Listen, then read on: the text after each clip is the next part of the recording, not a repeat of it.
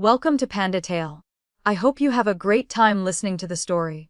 If you enjoy it, don't forget to give me a like, leave a comment, and subscribe. Opening my eyes, I found myself back in the familiar bridal chamber, the air thick with wedding festivities. My memories still lingered on the moment of my death. Crown Prince Edmund hated me for blocking his romance with my cousin Sophia. When I was 6 months pregnant, he used the pretense of praying at Mount Tai to have me kidnapped by mountain bandits.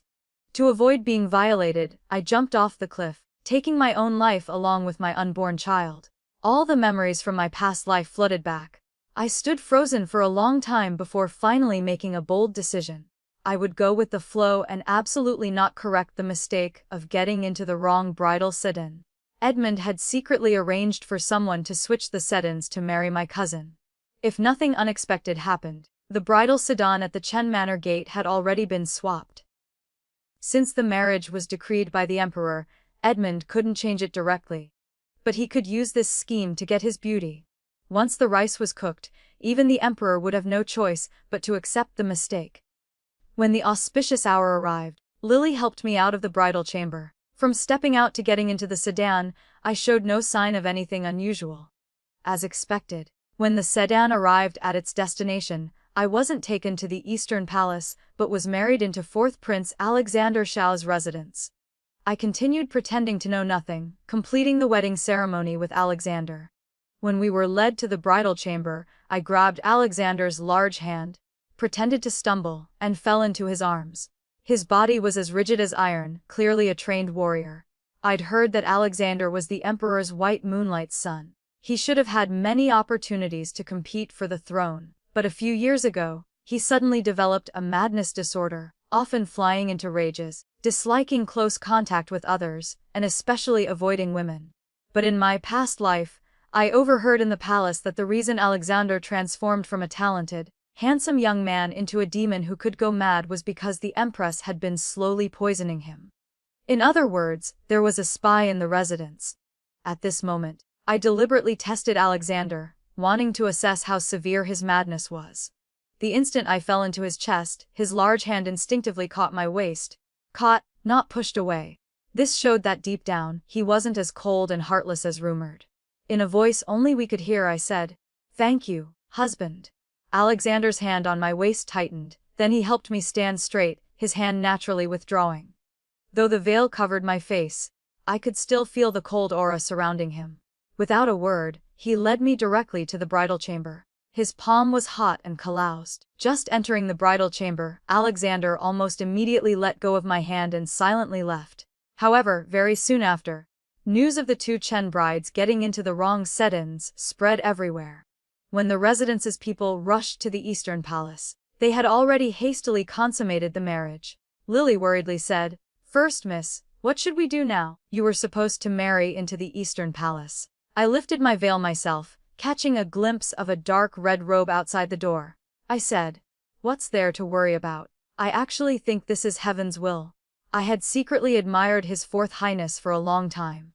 Now ending up like this, consider my wish fulfilled. Lily's mouth hung open. She naturally knew I had never admired Alexander, but men needed to be coaxed keep acting, and eventually he would believe it. A woman who loved him wholeheartedly and didn't despise his madness. He should at least show some tolerance, right? This would make my future days a bit easier. I covered Lily's mouth before she could speak carelessly, then continued. "It seems the gods heard my prayers and truly granted my wish. Everyone says my husband has a violent temper, but who knows, he was once a handsome young man. Others might not know, but I once encountered mountain bandits, and it was my husband who led people to drive off those villains.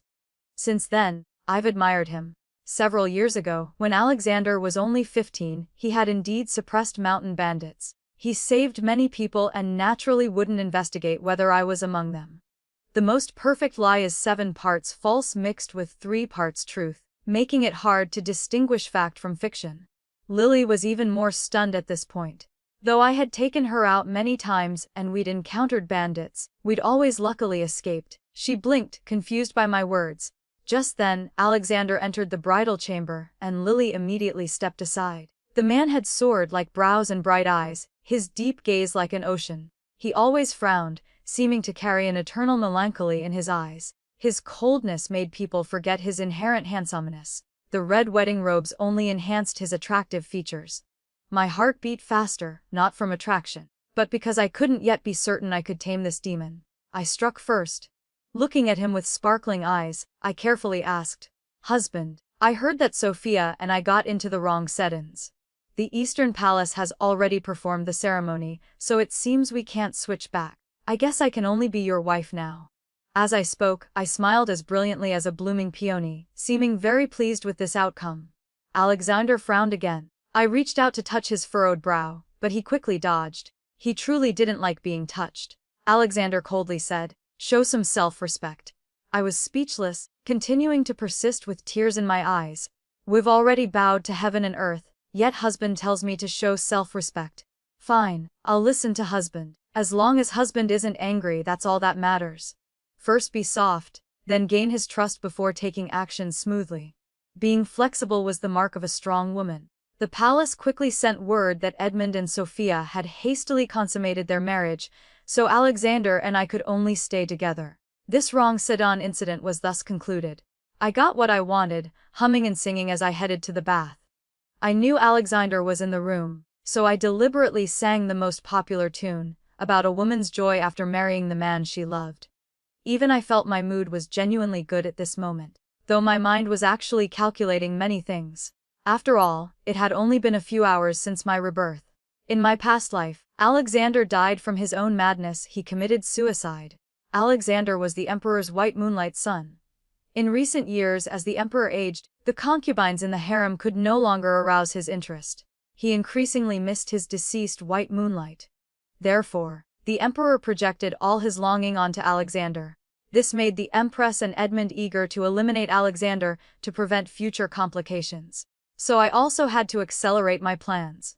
Coming out of the bath, I wore a thin nightgown with a deep red mandarin duck embroidered undergarment clearly visible underneath. Just as I approached Alexander, the man coldly said, "Don't come near me."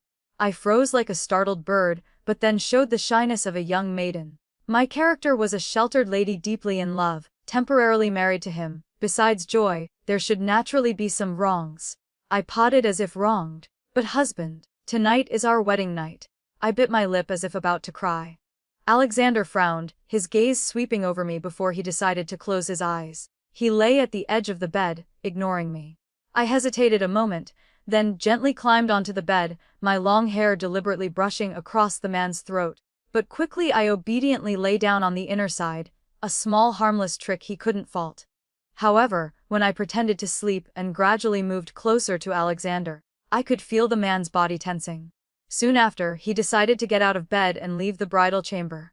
I opened my eyes, smiling with satisfaction. A demon like Alexander, if he truly despised someone, he would directly drive them away rather than leave himself. This showed I still had a chance, which was good. But my time was running short. I had to act quickly. The next morning, Lily helped me with my hair and makeup, pouting, "First miss, who spends their first wedding night in the study? The young master is clearly treating you poorly." I looked at myself in the mirror, smiling. Nonsense. Husband must be cherishing me, letting me adjust for a few days first. My husband is the best person in the world, don't speak ill of him anymore. Lily wanted to say more when a tall figure entered the room. Alexander's face was expressionless, only saying, "After breakfast, we'll enter the palace to pay respects." I turned and smiled brilliantly at Alexander. "Yes, husband. Are you waiting to have breakfast with me? Husband is so good to me." Alexander's tightly pressed lips seemed to twitch slightly, as if helpless. When Alexander and I paid respects to the emperor and empress, Edmund and Sophia were already there. Sophia was my cousin. Her uncle had no influence at court. Originally engaged to Alexander, now married into the Eastern Palace, she naturally glowed with satisfaction. Edmund, having married his beloved in this life, was also very pleased. The two didn't hide their exchanged glances. Despite only one wedding night, how deeply must they love each other? But would this love last? People always yearn for what they can't have, but once obtained, they soon grow tired and regret their initial choice. Moreover, this time I would put Alexander in that position. What was Edmund worth? During the tea ceremony, I kept smiling as if I too had married my dream man. Seeing me show no anger, Sophia frowned in disappointment. When we were alone in the imperial garden, Sophia deliberately boasted, "Cousin, this is fate. Who knew the settings would be switched? Last night when His Highness saw I was the bride, he was overjoyed and didn't want to switch back. I had no choice. Now that His Highness and I have consummated our marriage, we certainly can't switch back.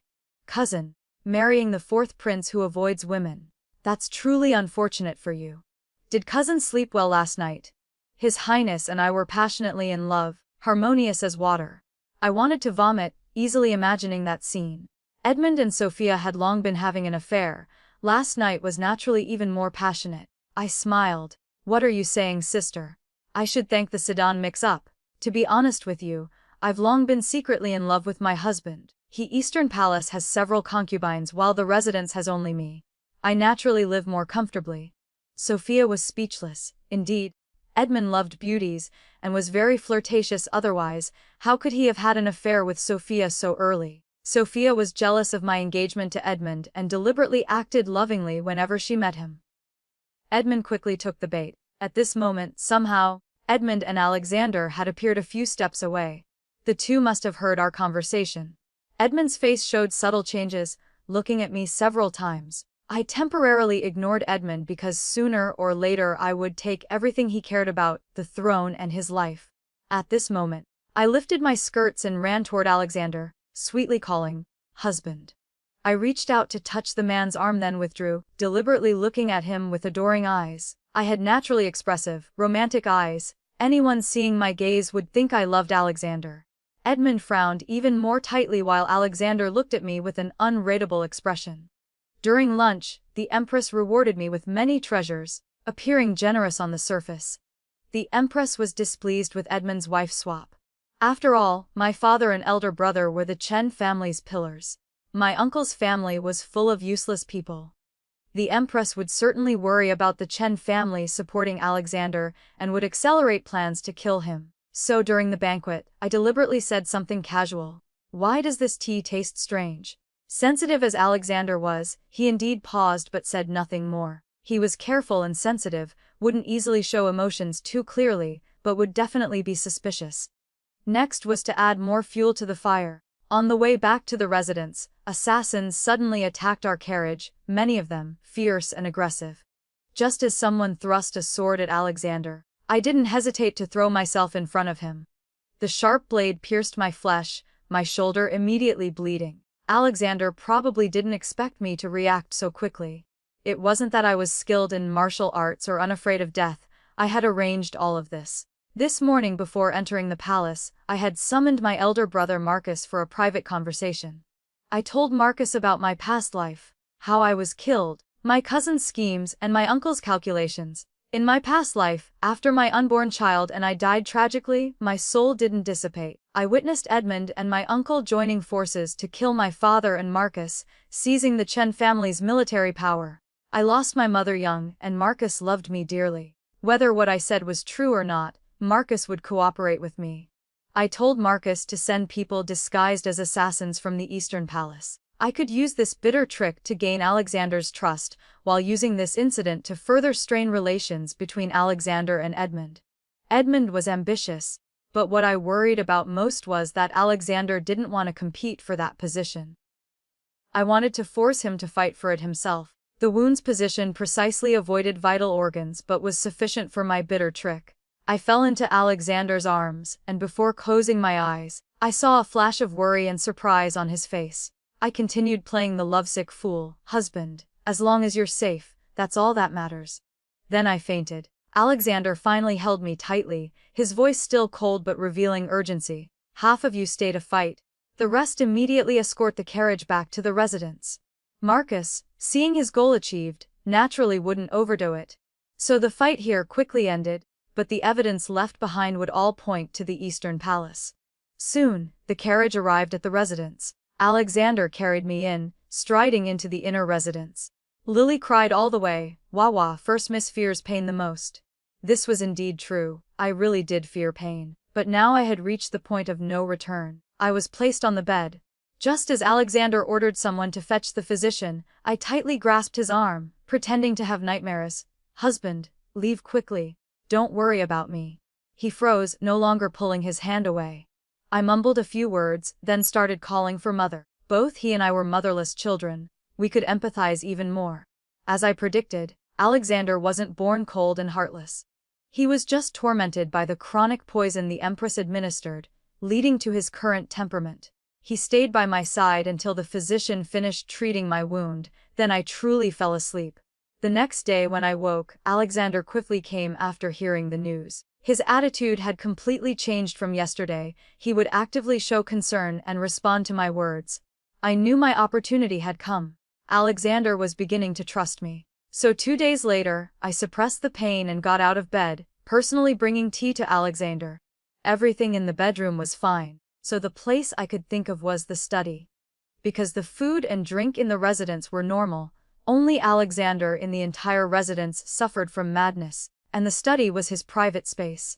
The Empress was clearly a careful and meticulous person. Seeing me, Alexander first froze, then seriously said, "Why did you come here? Your wound needs more rest." I made up an excuse, "But husband, I really missed you." The man's gaze paused, and I wasn't sure if it was my imagination, but his eyes seemed evasive, as if he didn't dare look directly at me. I seized the opportunity to say, "Oh, how strange. My mother died in childbirth delivering me. So I've studied medicine since childhood and often disguised myself to sneak into military camps with my father and brother." I had smelled the problem in the study the moment I entered. Indeed, someone had tampered with the study. Alexander's expression turned cold. "What's wrong?" I blinked my clear eyes, honestly saying, "This tea water originally has nothing unusual, but once mixed with the benzoin incense here, problems arise. Inhaling it long-term will definitely increase madness and anxiety, making it impossible to calm the mind, until one loses control completely." Alexander seemed struck at his temple acupoint, his gaze freezing while a cold light flashed in his eyes.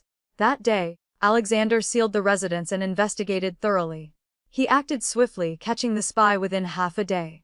After severe interrogation, the spy admitted to being the Empress's person. At the most crucial moment, I threw myself into Alexander's arms. I nestled against his broad chest, crying and trembling. "Husband, how much suffering have you endured these years? Does the Empress want to clear the path for the Crown Prince by hunting you to extinction? The Empress shows you no mercy and will continue to harm you. So Alexander, are you awake now? Only when Alexander becomes invincible can he become the sharp blade in my hand."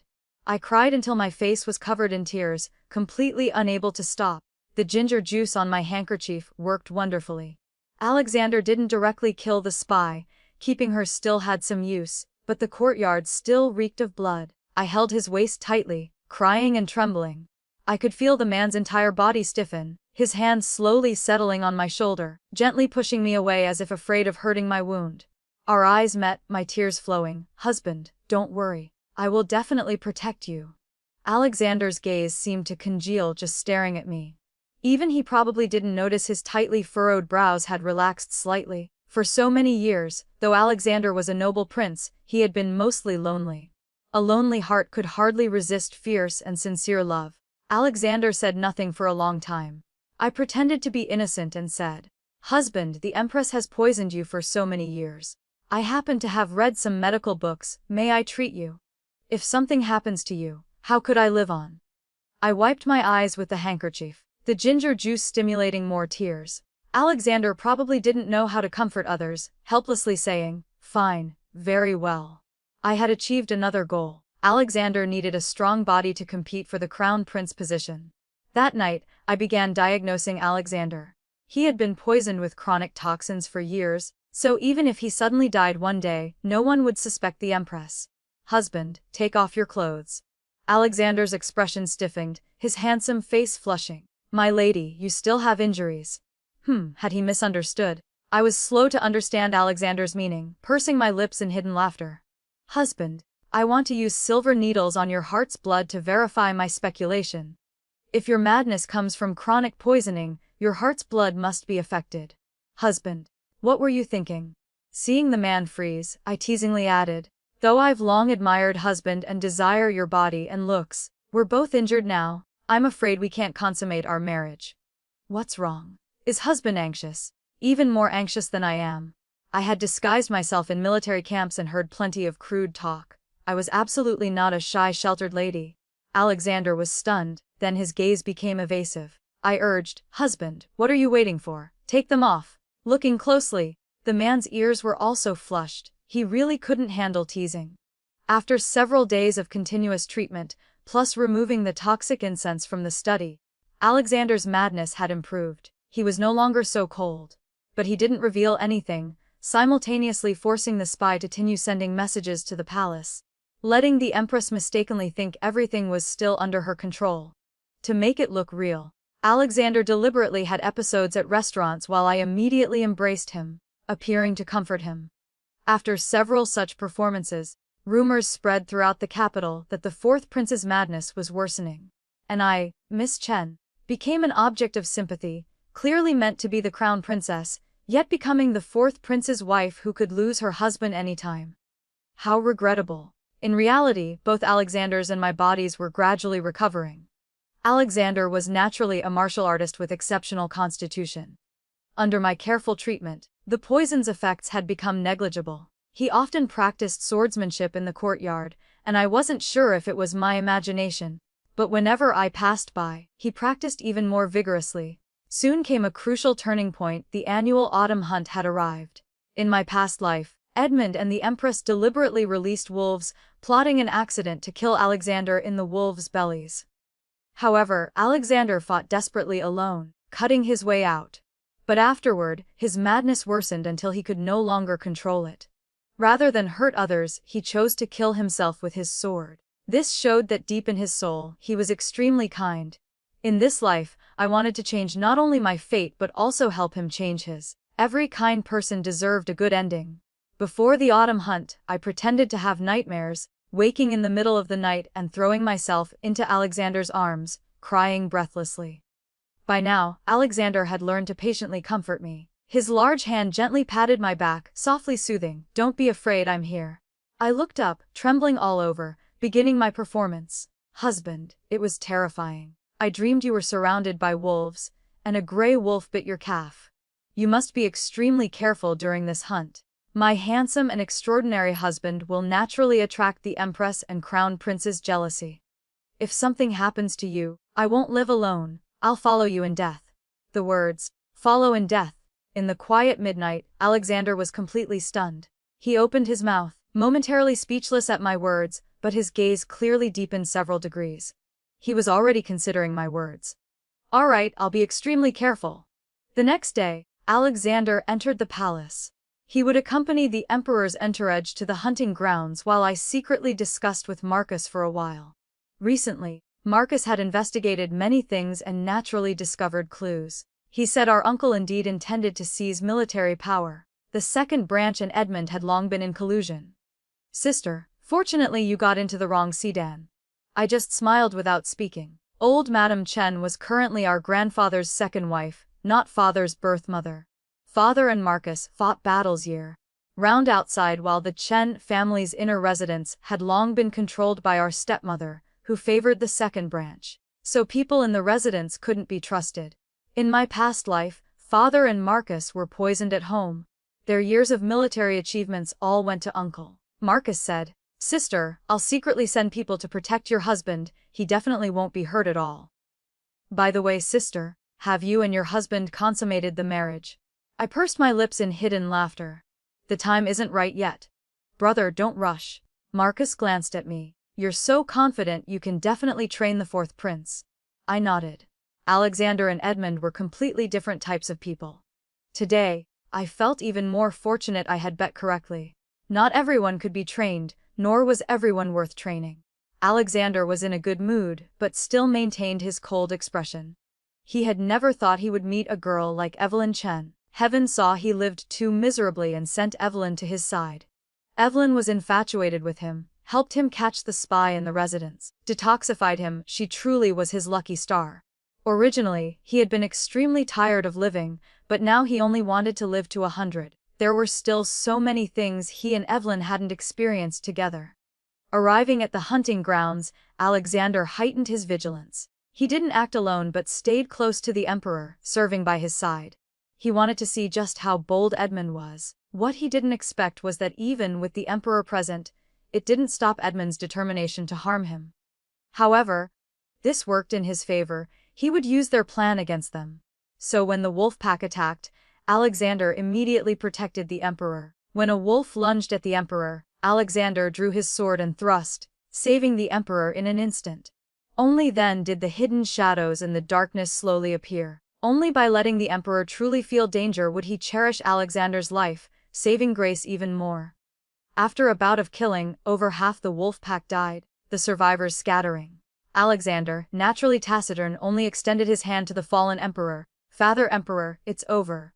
The emperor grasped his son's hand, as if seeing the girl who once captivated him with her high ponytail.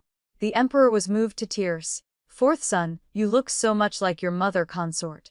Back then, your mother also saved me at a hunt." Alexander didn't claim credit, only looking silently sorrowful. The emperor embraced him tightly, choking up, "I miss your mother consort so much." When Edmund and others arrived, they saw this scene of deep father-son affection. Edmund's face suddenly changed. Not only did the emperor care even more for Alexander, but he also praised him on the spot, rewarding him with 10,000 taels of gold and granting him an additional 1,000 household guards. According to the dynasty's laws, raising private guards required the emperor's permission, with a limit of 2,000. Exceeding this would be treated as treason. The residents already had over 1,000 guards. This showed how much the emperor valued and trusted Alexander. The emperor's action undoubtedly made Edmund even more anxious. The hunt ended early. As Alexander and Marcus passed each other, he politely nodded. "Brother-in-law, thank you for your help today." Marcus froze, scratching his straight nose bridge, unable to suppress a smile at the corners of his mouth. Brother-in-law. The fourth prince's mouth is quite sweet indeed. As soon as Edmund returned to the Eastern Palace, he flew into a rage. Though he and Sophia had only recently married, he couldn't help taking his anger out on her. "Sophia, your highness, please calm down. You're still the crown prince, you're the one his majesty values most." Edmund angrily said, "Shut your mouth." Sophia froze, clutching her handkerchief, not knowing what to do. Edmund clearly loved her deeply. No one knew that the chronic poison the Empress gave Alexander was gradually appearing in Edmund. The Empress could plant spies in residences, others could plant spies in the Eastern Palace. Those who do evil will receive retribution, this is only fair. Through Marcus's secret arrangements, Uncle gained no advantages. Soon after, Father guarding the southern border sent battle reports to the capital. The emperor was overjoyed, not only richly rewarding the Chen family, but also treating Alexander and me with special favor, even granting us several Eastern Pearl tributes this year. This made Edmund even angrier and more regretful. According to spy reports, Edmund even shouted at Sophia, "If I'd known, I wouldn't have switched wives. You're just like your father, both useless." Sophia wept, undressing before Edmund. Edmund had originally been attracted by her beauty, but since she married into the Eastern Palace, his enthusiasm for her was less than during their affair. Sophia couldn't understand why. Edmund pushed her away without mercy. Sophia fell to the ground, covering her face and sobbing. The chronic poison's effects prevented Edmund from thinking calmly. He already had little patience, and now felt like ants on hot coals. Edmund secretly summoned me, wanting to meet privately. I naturally gave him this opportunity, but deliberately left clues for people in the residence to inform Alexander promptly. Seeing me, Edmund's eyes immediately lit up, showing deep affection and appearing extremely regretful. "Evelyn, you should have married me. You and I are a match made in heaven. Do you want to correct this mistake? Fourth brother is just a sick man, he can't give you what you want." I smiled seductively, but the smile didn't reach my eyes. So Edmund was already tired of Sophia. After obtaining her, his white moonlight was just ordinary after all. This was the nature of such despicable men. Edmund thought I was flirting. The incense in the room began taking effect. Edmund's eyes showed clear lust as he lunged at me. I immediately dodged, screaming in fright. My fear only excited Edmund more. At this moment Alexander kicked down the door. I saw him like a hero descending from heaven and threw myself into his arms. "Husband, thank goodness you came. The crown prince, he wanted to do improper things to me, saying I should have married him." I went limp as boneless. Alexander held me tightly, so angry his breathing became uneven. Alexander usually restrained himself in public, but now he directly kicked Edmund in the chest. I pulled Alexander back. "Husband, stop hitting him. He's the crown prince, we can't offend him. Alexander frowned, embracing me as we left, his eyes darkly murderous like a brewing storm. I knew his ambition for power had begun sprouting. This fire was burning at just the right time. Edmund, being in the wrong, didn't dare complain to the emperor despite being kicked and injured. The concubines in the Eastern Palace all suffered, especially Sophia as crown princess. She was tormented first. Sophia had long dreamed of being the mother of the nation. She surely never imagined that before Edmund ascended the throne, she would be tortured to the point where death seemed preferable. Edmund was extremely cruel. When Sophia came to our residence, despite thick powder on her face, it couldn't hide her injuries. Her walking was also strange, as if her legs were broken. Sophia dared to come directly to our door. She must be desperate, but this suited my purposes perfectly. Sophia brazenly entered the residence, declaring she wanted to personally meet Alexander. I could roughly guess her purpose. Alexander frowned at me, seeming unwilling to meet Sophia. I smiled and advised, "Husband, don't be afraid, I'll accompany you. Perhaps she has something important to say." Only then did Alexander agree. He held my hand as we went to the main hall together. Seeing this, Sophia's eyes filled with jealousy. If not for the Sedan mix-up, she would be the fourth princess, and I would be the one beaten in the Eastern Palace. She naturally felt unwilling.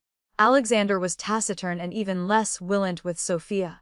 I asked, "Sister, what brings you to find my husband? Please speak directly." Sophia nodded like a proud dove. "This matter is very important. I hope sister will excuse us." Alexander coldly spoke in an icy voice, "Princess, I won't excuse my wife."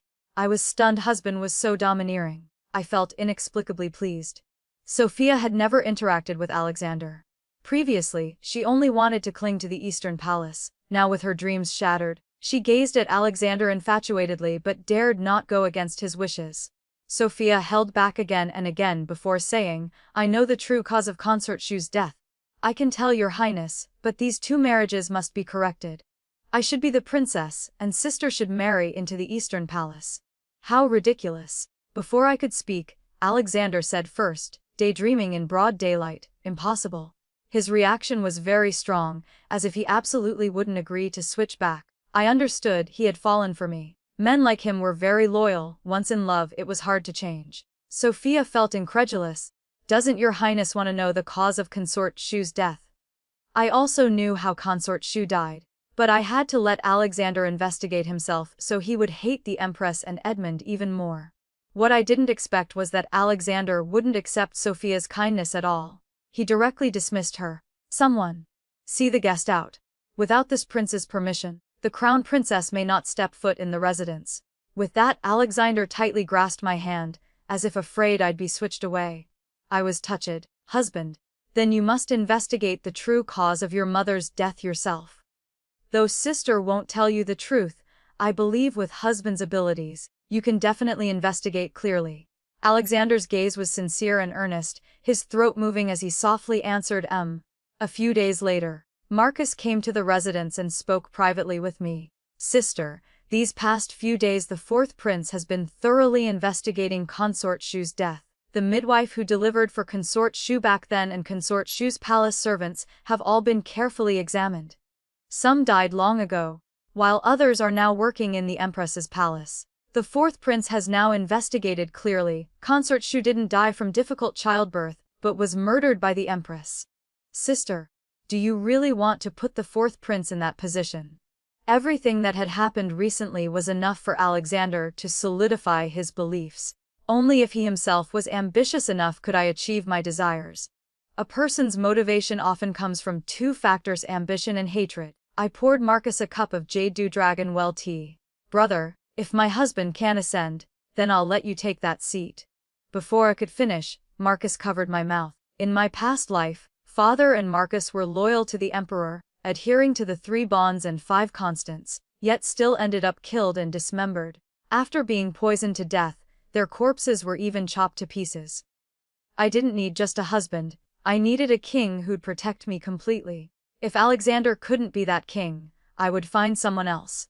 It seemed there was a gaze watching from behind. Marcus signaled me and I immediately noticed. I didn't know how much Alexander had heard just now. Fortunately, Marcus and I hadn't said anything too treasonous. I turned to look at Alexander. Not seeing him for several days, he had clearly lost weight, with bloodshot eyes, but the difference was that between his brows seemed to show firm determination. I understood, he had made up his mind. I called out, "Husband, you're back." Alexander strode toward me, politely greeting Marcus, elder brother-in-law. Marcus scratched his head, laughing awkwardly.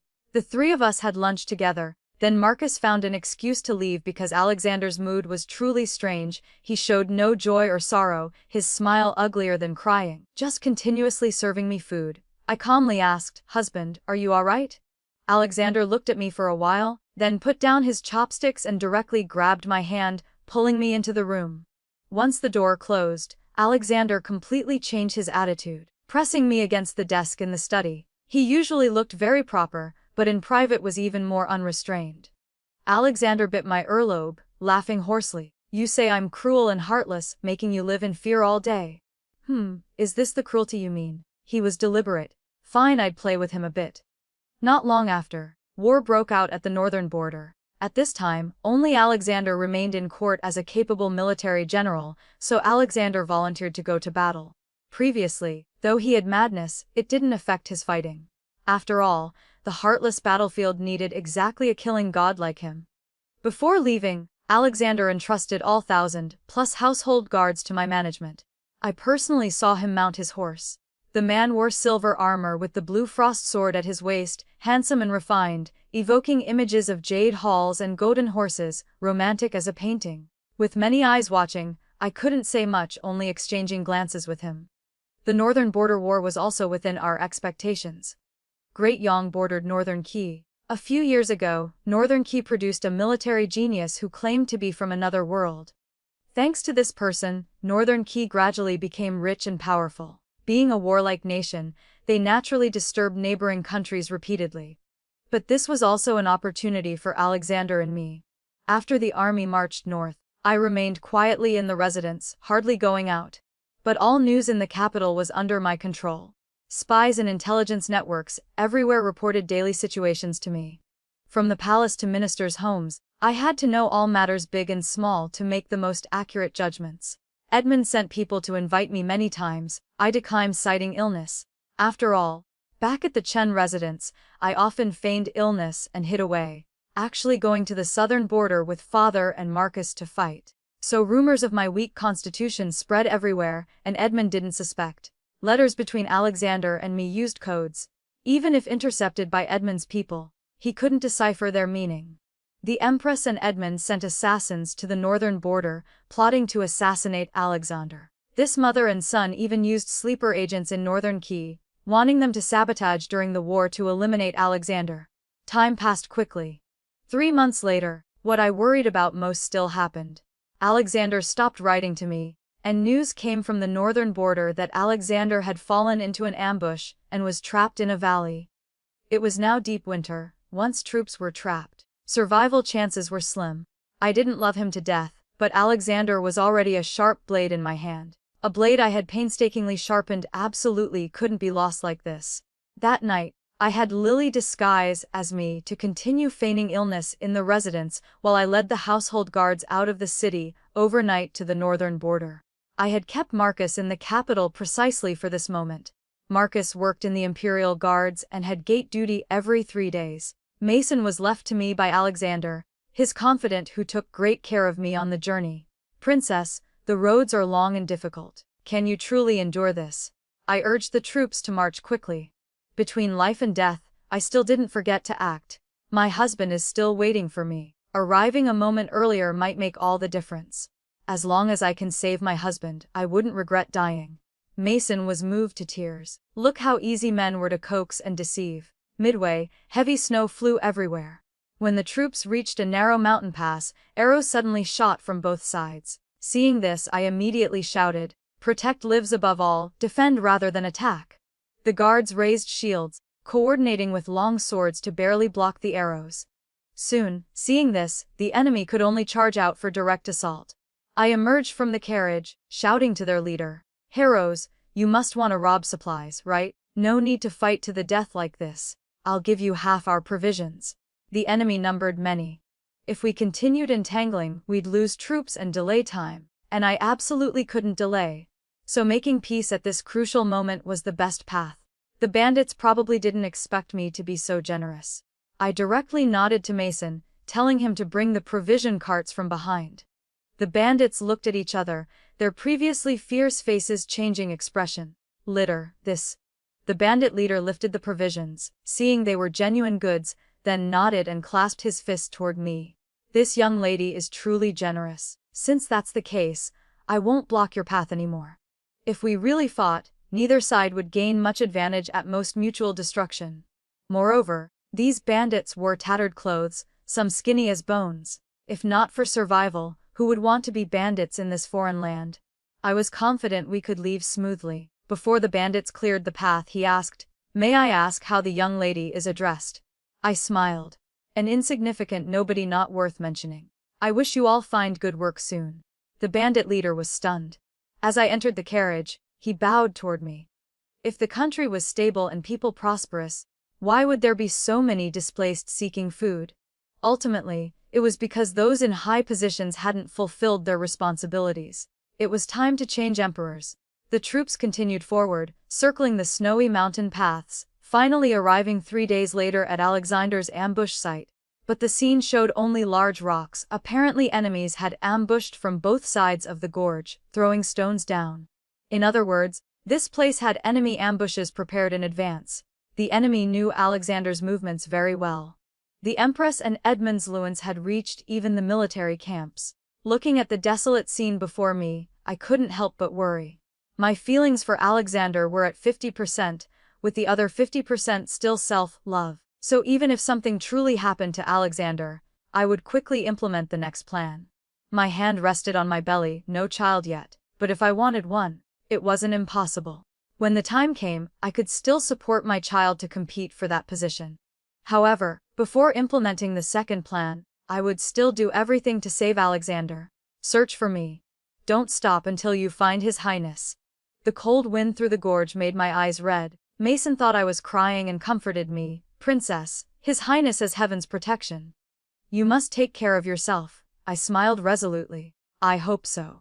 The 1,000+ troops searched for a day and night but found no bodies under the rocks.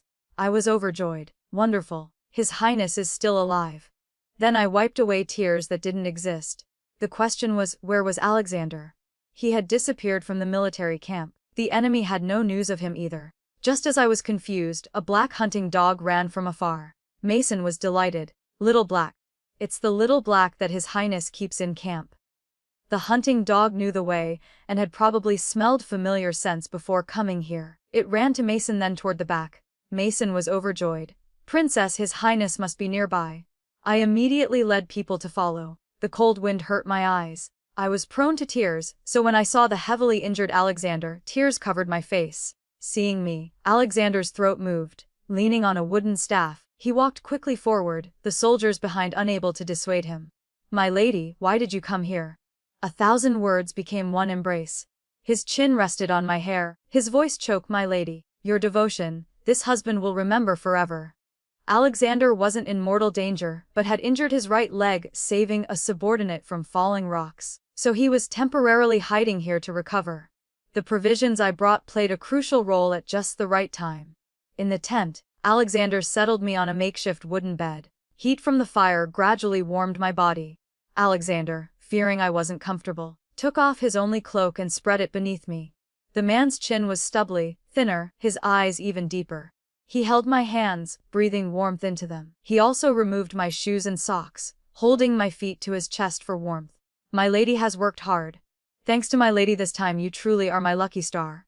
"My lady, I missed you so much."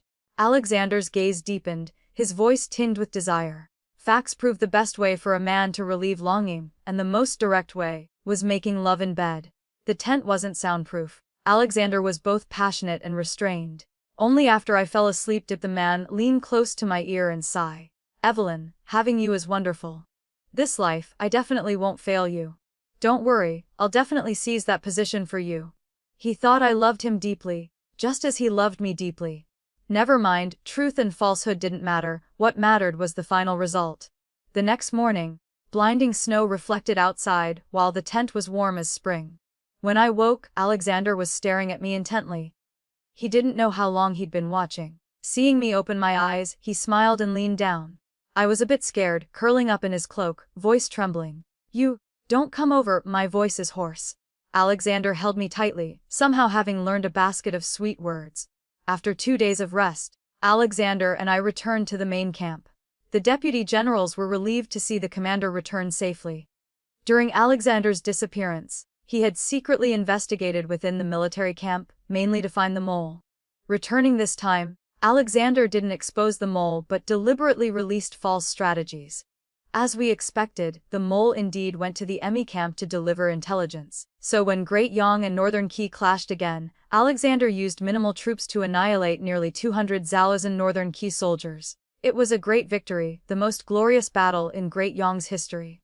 Alexander rewarded the 3 armies. After dark he entered the tent, bathed himself, then approached me. I was looking at Northern Qi's map, pointing to several of their mines. Husband, we could capture this azure pool for Great Yang's use. Alexander embraced me from behind.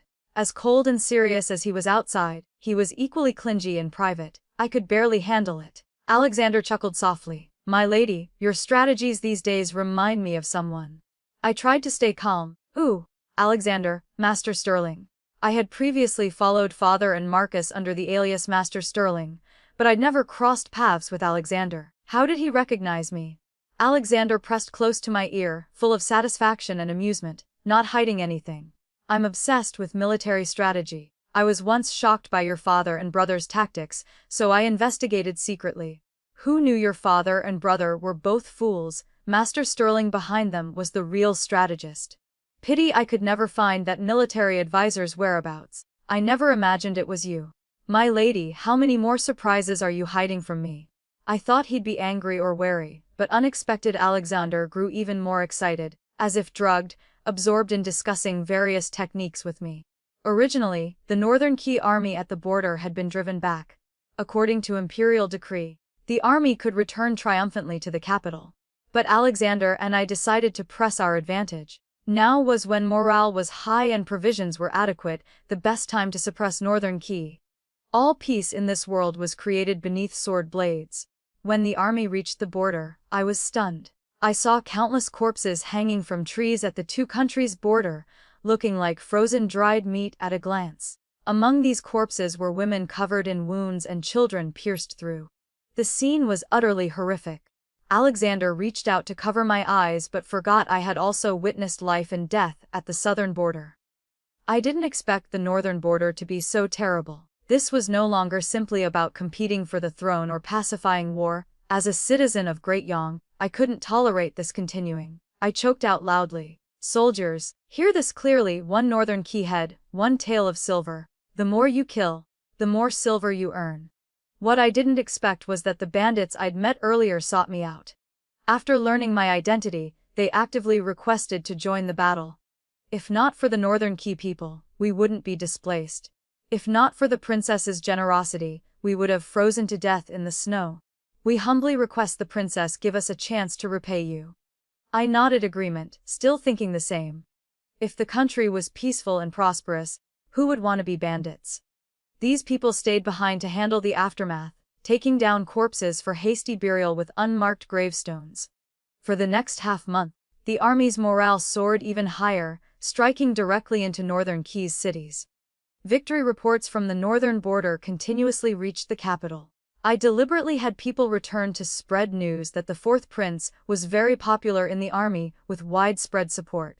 I had Alexander deliberately reveal ambitions before the mole. The distant Empress and Edmund in the capital definitely wouldn't sit idle. Our purpose was to force the Empress and Edmund to act first, giving Alexander sufficient reason to march on the capital.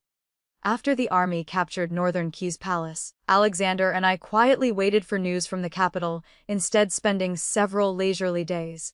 Alexander found some romantic storybooks somewhere, insisting on acting them out with me. My lady, tonight let's switch identities. You be a weak young lady, and I'll be your guard. Or you be an arrogant, willful young lady, and I'm the male favorite you forced to serve you. How about it? He really knew how to play. The storybooks didn't lie. The colder a man appeared outside, the more romantic and unrestrained he was inside. A month later, The Empress and Edmund indeed forced their way into the palace. This mother and son wanted to force the late emperor to abdicate so Edmund could ascend early and deal with Alexander at will. Learning this news, I immediately sent hawks to the southern border, telling father to lead troops back to the capital. Alexander's forces couldn't move, they had to temporarily remain in northern Kiev as garrison. Alexander and I took only Fun Zalzan household guards, setting out that night for the capital. With Edmund forcing the palace, father had sufficient reason to deploy troops.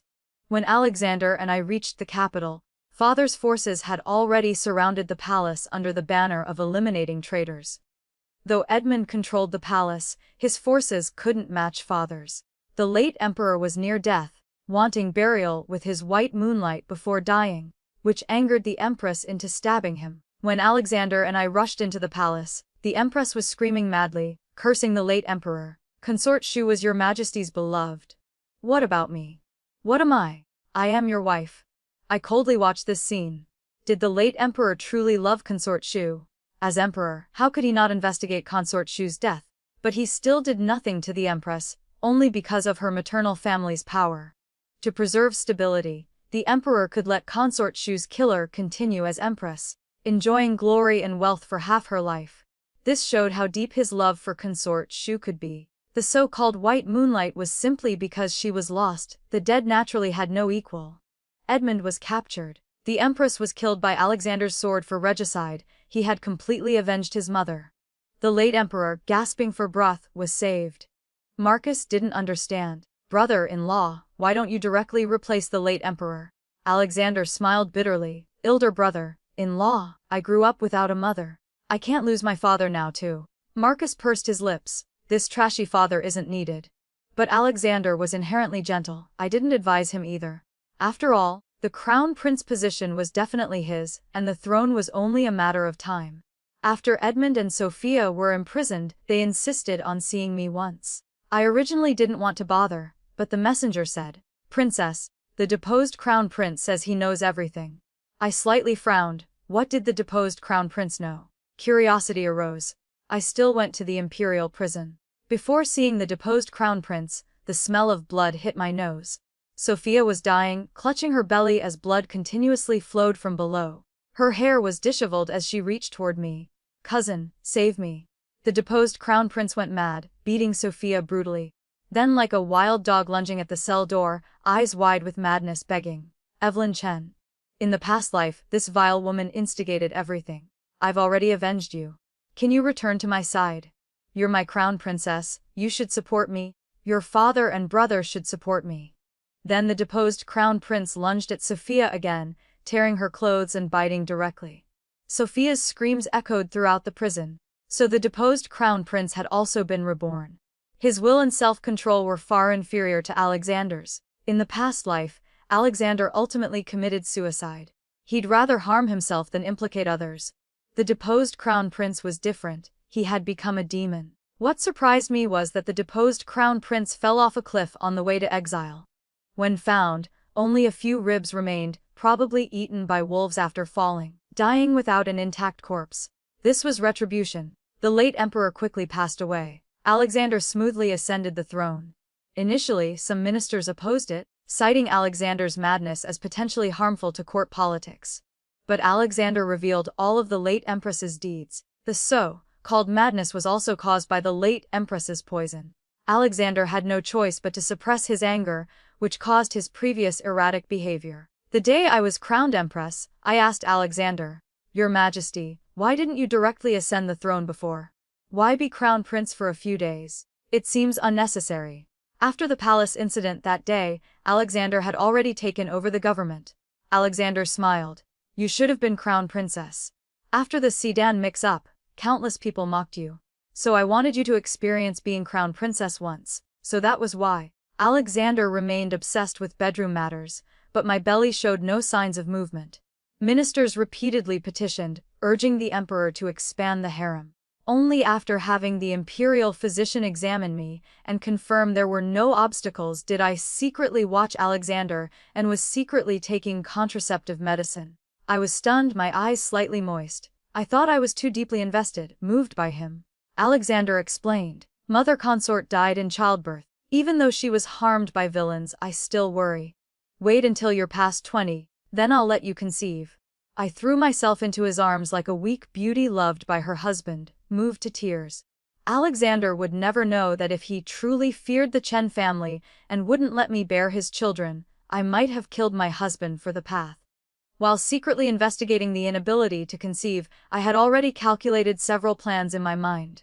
2 years later, I smoothly gave birth to our eldest son. This child was undoubtedly the crown prince. Alexander personally oversaw the crown prince's education, also suppressing all officials' petitions for consorts. Alexander once said his first half, life's tragedy, came from royal infighting.